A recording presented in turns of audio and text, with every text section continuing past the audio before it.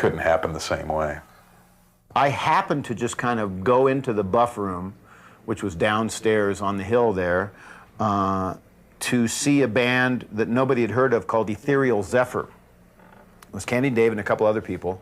And that was the first day that Tommy Bolin had just come in from out of state and was kind of brought his guitar, and he sat in with them.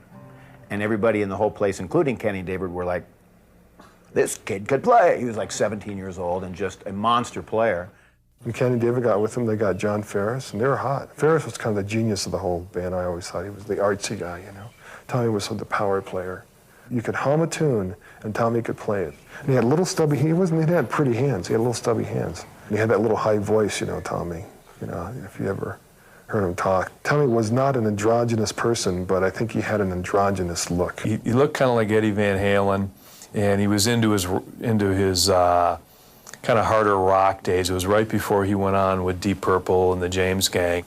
Zephyr always got comparisons to Janis Joplin and Big Brother and the Holding Company. They had Candy Gibbons out front, who was arguably a better singer in terms of finesse. Certainly Janis could belt it and had that raw emotive power, but Candy could sure bring it too.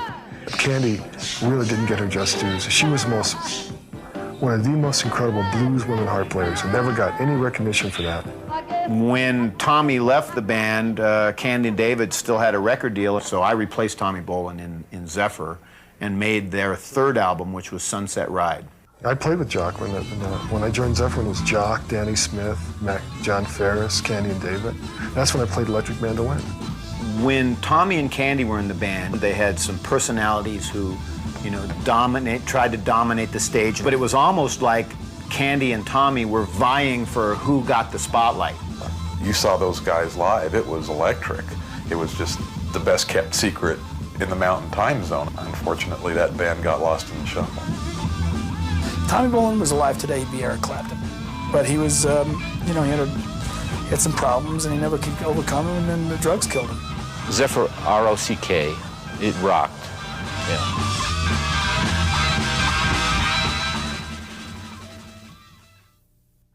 I'm getting out to walk up the